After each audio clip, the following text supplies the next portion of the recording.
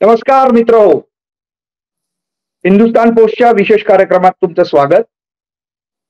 2 दिवसापूर्वी ए राजा तुम्हाला सगळ्यांना कल्पना असेलच. अनेक घोटाळ्यांमध्ये नाव ऐकलेलं तुम्ही आहेच. या ए राजांनी काही मुक्ताफळं उधळली. तर दक्षिण भारतात मुक्ताफळं उधळण्याचं जे प्रमाण आहे ते गेले काही दिवसापासून वाढलंय. स्टॅलिन स्टॅलिन पाठोपाठ आता ए राजा. काय बरं उधळलंय या माणसाने? तर भारत हे एक राष्ट्र नाही, आम्ही रामाचे शत्रू आहोत असं चक्क जाहीर भाषणात, अर्थात ते जर भाषण मी तुम्हाला ऐकवलं तर कदाचित तुम्हाला शब्दही कळणार नाहीत. ते त्यांच्या काडकूड भाषेमध्ये बोललेले आहेत. पण त्याचा अर्थ जर आपण लक्षात घेतला तर हिंदू द्वेषी गरळ ओकण्याच्या पलीकडे या माणसाने काहीही केलेलं नाही. उदयनिधी स्टॅलिन असेल, ए राजा असेल, ही गरळ का बरं सुरू झाली आहे? कशा करता हे सगळे आता धंदे सुरू केले आहेत या लोकांनी? या सगळ्याचा लोकसभेच्या पार्श्वभूमीवर, लोकसभा निवडणुकीच्या पार्श्वभूमीवर दक्षिणेत काय परिणाम होऊ शकतो, काय होईल आणि किती भाजपासारख्या हिंदुत्ववादी पक्षाला याचा काय फायदा होणार की तोटा होणार, जे काही घडणार आहे याचा राजकीय आढावा घेण्याचा आपण प्रयत्न करणार आहोत. आणि आपल्या सोबत असणार आहेत सेफॉलॉजिस्ट, राजकीय विश्लेषक आणि माजी संपादक, विविध वृत्तवाहिन्यांचे नामवंत संपादक म्हणून त्यांनी अनेक वाहिन्यांना ज्यांनी मोठं केलं असे उदय निरगुडकर. डॉक्टर उदयजी, तुमचं स्वागत आहे. नमस्कार. मी तुम्हाला 3 मुद्द्यांवर साधारणतः हायलाइट करा, लक्ष वेधा असं सांगेन. एक तर या ए राजांसारख्या नेत्यांना आत्ताच ही खुमखुमी का आली, हा पहिला प्रश्न. दुसरा प्रश्न, स्वतंत्र द्रविडिस्थानाची एक मागणी गेल्या काही दिवसांपूर्वी, काही महिन्यांपूर्वी झाली होती. या सगळ्याची काही लिंक आहे का? आणि लोकसभेच्या पार्श्वभूमीवर, लोकसभा निवडणुकाच्या पार्श्वभूमीवर या सगळ्याचा परिणाम कसा होईल, तुम्ही याकडे विश्लेषक म्हणून कसं पाहता? आणि या सगळ्याचा नक्की शेवट परिपाक कशामध्ये, रूपांतर कशामध्ये होऊ शकतं? नमस्कार स्वप्नीलजी. ए राजा यांनी जे विधान केलेलं आहे की हिंदुस्थान हे एक राष्ट्रच नाही आणि त्यांनी द्रविडिस्तानची मागणी पुढे रेटलेली आहे. आणि याचं जे टायमिंग आहे त्याच्याविषयी तुमचा पहिला प्रश्न आहे, आणि तो म्हणजे की ते आत्ता का बोलले. तर साधी गोष्ट आहे की आत्ता लोकसभेच्या निवडणुका तोंडावर आलेल्या आहेत, त्यामुळे आपली प्रादेशिक अस्मिता आणि आपली जी मूळ विचारधारा आहे त्या विचारधारेचा प्रचार करण्याकरता त्यांनी असं विधान केलेलं आहे. हे अतिशय उघड आहे.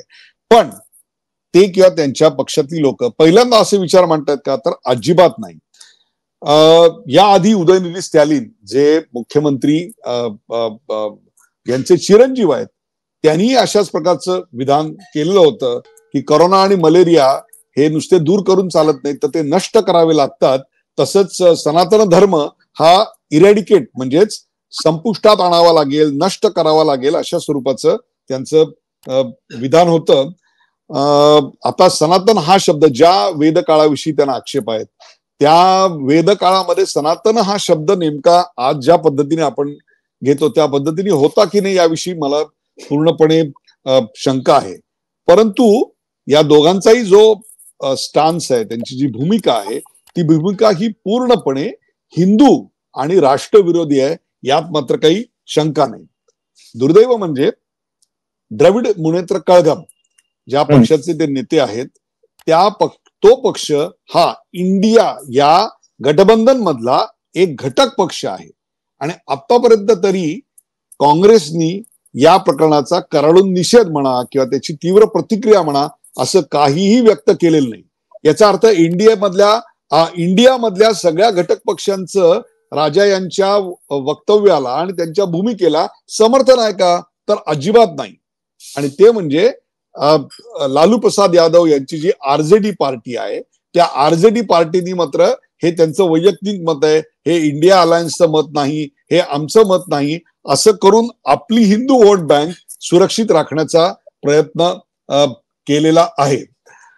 याचं कारण जे तुम्ही विचारलंय ते कारण मी तुम्हाला सांगतो.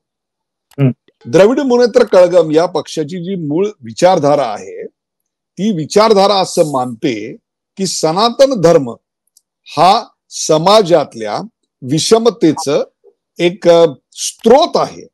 समाजातली विषमता, मग ती अस्पृश्यता असेल, जाती व्यवस्था असेल, अशा अनेक गोष्टी आहेत की ज्याच्यामध्ये दोन माणसांमध्ये भेद केला जातो, भेदाभेद केला जातो.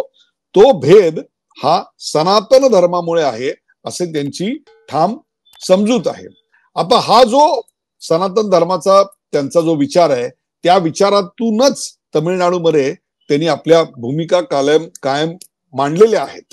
आणि त्यांची जी विचारधारा आहे ती सर्व धर्म समभाव याच्यामध्ये आपल्याला मोडता येईल असं त्यांचा दावा आहे. आणि तो म्हणजे all religions are same, no religion is above other. आता अर्थातच राजा काय किंवा उदयनराजे स्टॅलिन काय हे काही कोणी फार थोर विचारवंत किंवा ग्रेट ऍडमिनिस्ट्रेटर किंवा राष्ट्रनिर्माते वगैरे असं त्यांना कोणीच म्हणणार नाही. कारण असे राष्ट्रनिर्माते हे तिहार तुरुंगात मग त्या काळात काय करत होते, तिहार तुरुंगातलं त्यांचं वर्तन देखील कसं होतं हे सगळ्यांना माहिती आहे. 2G स्कॅम मध्ये त्यांनी काय घोळ घालून ठेवले होते, काय प्रकारचे भ्रष्टाचार झाले हे देखील आपल्या सगळ्या समोर आहे. तर या सगळ्याचं कशात आहे? या सगळ्याचं मूळ कशात आहे तर ते पेरियार यांच्या विचारसरणीत आहे.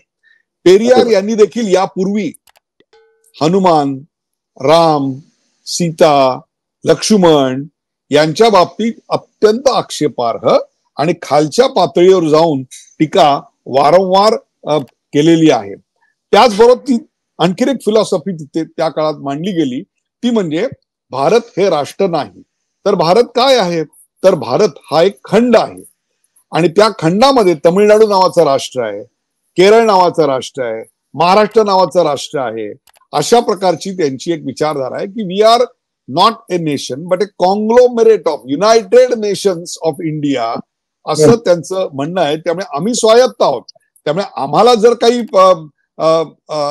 जर काही पाहिजे असेल तर ते केंद्राकडे मागायची आम्हाला काहीही गरज नाही असं त्यांचं हे आहे.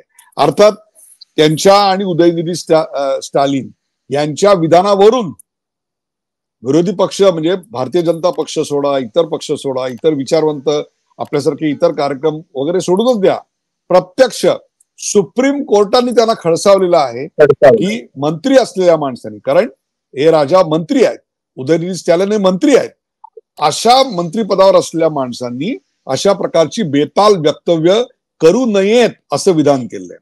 याचं मूळ कशात आहे तर ज्या फिलॉसॉफीवर, ज्या विचारधारेवर ते विश्वास ठेवतात त्याच्यात आर्य आणि द्रविड हा संघर्ष त्याच्यामध्ये मूळ आहे. आणि त्या द्रविडांवरचा अन्याय बाहेरून आलेले आर्य म्हणजे उत्तर प्रदेशातून आलेले आर्य यांनी कायम केलेला आहे.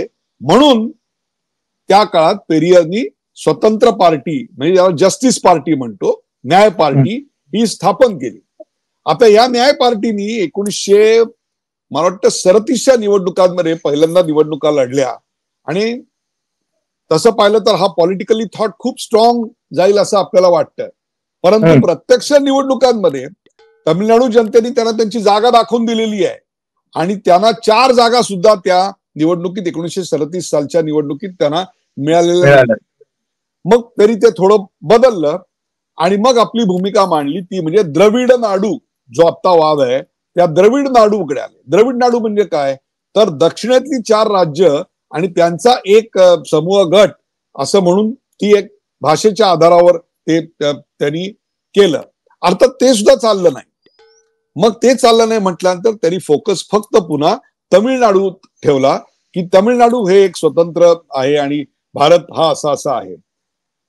लक्षात घ्यायची गोष्ट, आज काँग्रेस गप्प आहे त्याचं मला फार दुःख होतं की हा जो राजा यांचा विचार आहे तो ज्या पेरियार यांच्या विचारसरणीतून आलेला आहे त्या पेरियारांचं एक प्रकारे निषेध हा प्रत्यक्ष पंडित जवाहरलाल नेहरू यांनी केलेला आहे. आणि त्यांचं विधान जर मला आठवत असेल बरोबर तर त्यांनी सांगितलं की ये आदमी पागल खाने के लायक है. म्हणजे याची विधानं एवढी आक्षेपार्ह आहेत, एवढी बाष्कळ आहेत, हेतू पुरस्सर आहेत, समाजात तेढ माजवण्याकरता केलेली आहेत की अशा माणसाला आपण पागलखान्यात ठेवलं पाहिजे असं झालेलं आहे. आता त्यांच्या विरुद्ध विचारातून जे प्रेरित झालेले होते ते सुद्धा पेरियार पासून नंतर पुढे फाटाफूट झाली. 47ला देशाला स्वातंत्र्य मिळालं आणि त्याच काळामध्ये अण्णादुराई जे त्यांच्या विचाराशी साधर्म्य साधणारे पाठीराखे अशा प्रकारचे होते, त्यांनी मग पेरियार यांच्यापासून फारकत घेतली आणि अण्णादुराईंनी आपली एक वेगळी रचना निर्माण केली आणि पेरियार यांनी आपलं एक वेगळं भूमिका कायम चालू ठेवली आणि ती भूमिका भारत या अस्तित्वाच्या विरोधातच आहे, की भारत ही गोष्टच नाहीये. त्यांना ते अमान्यच आहे. हा देश काश्मीर पासून कन्याकुमारी कच्छ पासून तिकडे कलकत्त्यापर्यंत किंवा पार नॉर्थ ईस्ट पर्यंत हा देशच नाही आणि somehow it has been put together असं त्यांचं म्हणणं आहे. एवढंच काय, तुम्हाला प्रेक्षकांना मी माहिती सांगतो की हा विचार किती डेंजरस आहे. याच पेरियारनी 1947 साली संपूर्ण भारत पाकिस्तानच्या निर्मितीच्या विरोधात असताना त्यांनी पाकिस्तानच्या निर्मितीचं समर्थन करणारे जे लोक होते त्याच्यातला एक हा पेरियार आहे. लक्षात घ्या, म्हणजे हा माणूस किती डेंजरस आहे, याची विचारधारा किती डेंजरस आहे. पुढे 47च्या नंतर काय झालं तर आपल्याकडे भाषेनुसार राज्य असं एक आपल्याकडे काय म्हणू आपण ज्याला असं एक सूत्र आलं आणि त्या भाषेनुसार मग दक्षिणेतल्या राज्यात भाषावार प्रांतरचनेनुसार मग मल्याळी बोलतात ते केरळ, तेलुगू बोलतात त्यांचं आंध्रा, त्या आंध्राचं पुढे बायफर्गेशन होऊन तेलंगणा झालं, आंध्र आणि तेलंगणा झालं आणि इकडे मग कन्नड कर्नाटकांचं आणि इकडे तमिळनाडू हे जे तमिळ बोलतात त्यांचं आहे. आता द्रविड नाडू ही जी कन्सेप्ट होती ती 1967 साली, लक्षात घ्या 1967 साली डीएमके पक्षाने सोडून दिली. 62ला त्यांचा धुव्वा उडालेला आहे. 67 साली तरी ते सोडल्यानंतर त्यांना यश मिळालं. 60च्या दशकामध्ये प्रादेशिक अस्मितेच्या नावाखाली जे जे पक्ष आले त्या प्रत्येकाला यश मिळालं. त्यातलं सर्वात पहिलं यश हे द्रमुकला मिळालेलं आहे. त्याच काळात अकाली दल आलं, महाराष्ट्रात शिवसेना आली. त्याच काळात आपल्याकडे नक्षलबाराची मुवमेंट येऊन नक्षलबारी येऊन तिकडे डावी विचारसरणी म्हणजे कम्युनिस्ट पक्ष आला. हे सगळं जे आहे आपल्याला ते दिसेल. आणि मग 90च्या दशकामध्ये दुसरी वेव आली. मग त्याच्यामध्ये सपा आले, बसपा आले, तृणमूल काँग्रेस आलं आणि आपल्याकडचं राष्ट्रवादी काँग्रेस आलं. अशी एक प्रकारे प्रादेशिक अशी मांडणी झाली. त्यातल्या शिवसेनेला आतापर्यंत कधीही महाराष्ट्रात स्वतःच्या ताकदीवर सत्ता हस्तगत करता आली नाही. त्यांनी ती केली, तो इतिहास वेगळा आहे, त्याच्याविषयी आपण नंतर कधीतरी बोलूया. परंतु राष्ट्रवादीलाही स्वतःच्या ताकदीवर कधी सत्ता आणता आली नाही.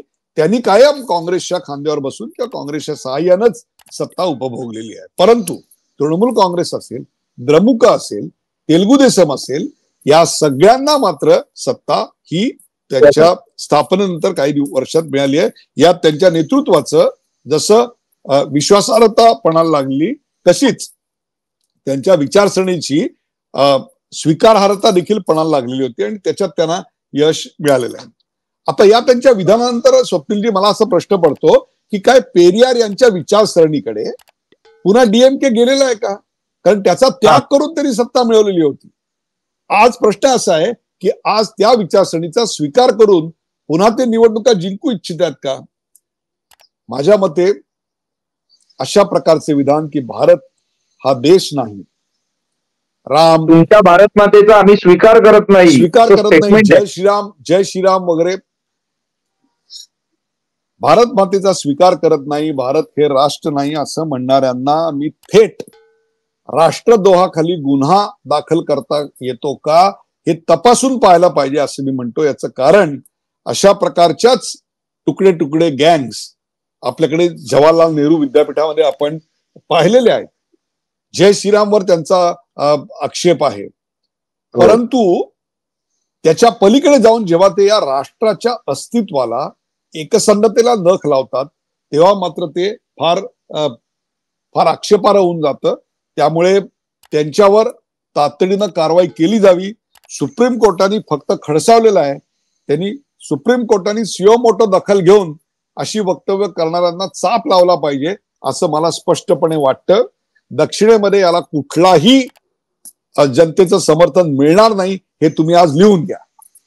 सर, मला याच्यावरून एक प्रश्न विचारावा असं वाटतोय तुम्हाला की हे मुद्दाम केलं जात आहे का, की कारवाई व्हावी लोकसभेच्या निवडणुकीच्या पार्श्वभूमीवर तिकडच्या जनतेमध्ये ही ठिणगी पडावी. पण याच्याबरोबर या सगळ्या मुद्द्याबरोबर तमिळनाडूमध्ये हिंदूंचं प्रमाण, मंदिरांचं प्रमाण इतक्या मोठ्या प्रमाणात असताना, जे आपण पाहतोय मंदिरांचं हे श्रीमंत मंदिरं सर्वाधिक तिकडेच आहेत. आणि असं सर्व असताना हिंदू तिथे असताना या स्टॅलिन आणि या राजांसारख्यांना स्थान मिळणं तिकडे आणि आता जेवढी हे वारे बदलणं म्हणजे पुन्हा एकदा ते पेरियारची विचारसरणी येणं हे कसं काय म्हणजे हे याला हे यश मिळेल असं तुम्हाला वाटतं? मला असं वाटतं की जेवढी देवळं आणि त्यातून येणारी धार्मिक परंपरा ही तिकडे अतिशय ठळकपणे वैशिष्ट्यासकट समोर येते, तेवढंच हे सगळं न मानणारा वर्ग देखील पेरियार यांना फॉलो करणारा जो आतापर्यंत एका सूक्ष्म पद्धतीनं फिकट पद्धतीनं समोर येत होता, त्याला एक प्रकारची राजमान्यता मिळवून द्यायचा प्रयत्न आता केला जातोय.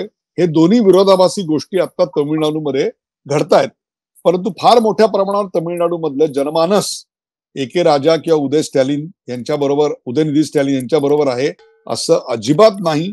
किंबहुना ही भूमिका जर पुढे रेटत तरी ते पक्षाचं धोरण, पक्षाचं ध्येय हे आम्हाला आता मिळवायचं आहे अशा प्रकारची जर विधानं केली तर तुम्ही लिहून घ्या माझ्याकडनं, तमिळनाडूमध्ये त्यांच्या पक्षाचा कपाळ मोक्ष हा ठरलेला आहे. कारण जेव्हा जेव्हा या देशाच्या अखंडतेविरोधात ज्या ज्या पक्षांनी दंड थोपटले ते सगळे भुईसपाट झाले असाच या देशाचा इतिहास आहे. Nobody can play with the integrity of this nation. तर या नोटवर आज आपण थांबूयात.